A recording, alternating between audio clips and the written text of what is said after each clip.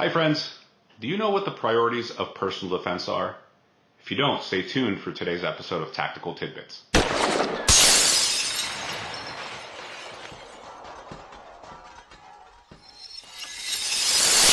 Herman Morris from Alpha One Tactical here.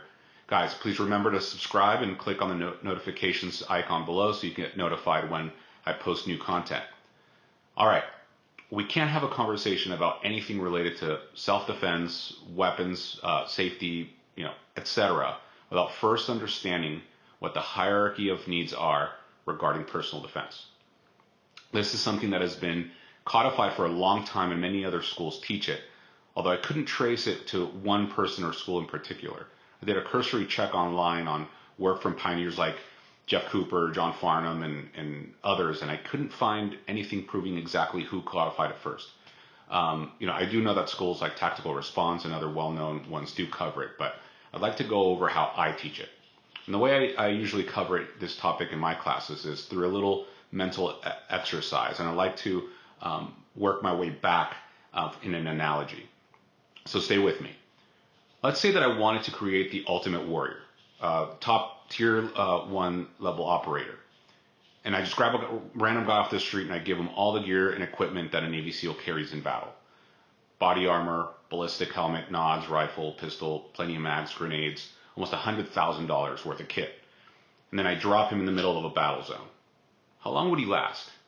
Not very long, right?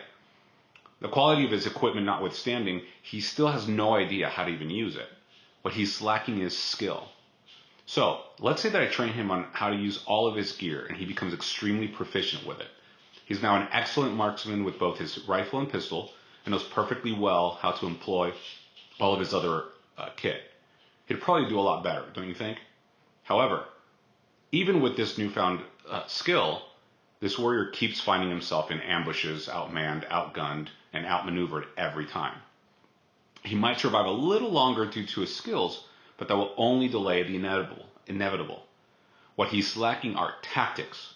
So, if on top of him getting the gear, and imparting the skills to use it, I train him in ambush, counter-ambush, making contact, breaking contact, flanking, clearing structures, etc., and the proper context of all those things, wouldn't he be even more successful in his mission? I think you would agree that yes, he would. All right. So now that this warrior has the gear, the skills to use it proficiently, and knows all the necessary tactics, and we drop him in the middle of the battle zone, he'll be good to go, right? Well, even with acquiring all that knowledge and equipment, as soon as the bullets start flying, he collapses into a heap of tears and is paralyzed by fear. Do any of the previous factors matter? Of course not. What he's lacking is mindset, the attitude, internal fortitude, and perspective necessary to be a warrior. In fact, that is the only thing that makes him a warrior, not the previous three. Now, this is only a mental exercise created to illustrate a point. In this scenario, we're talking about creating a warrior who is tasked to go out looking for trouble. That's why it's not a wonder why outfits like the SEALs and Special Forces in general put so much of an emphasis on recruiting and onboarding that filter out people who don't already have a particular mindset. In real life, they don't just pick a random person off the street and teach them the tactics and skills and then provide them the equipment. They must already have a certain level of mindset that they can build upon, and only then does it become a good investment to provide them everything else. So how does this apply to normal civilians like you and me as we go through our daily lives? The good news is that since we aren't tasked with going out looking for trouble, and in fact we're trying to avoid it, or at least we should be, that you don't have to have the exact mindset, tactics, skill, and gear of a Special Forces operator to adequately protect yourself in our world.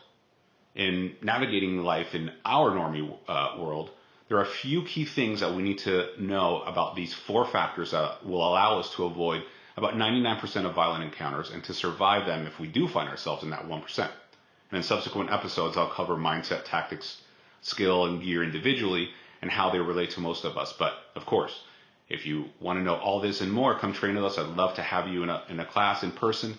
So please remember to subscribe, share, comment, and stay safe out there. See you next time, guys.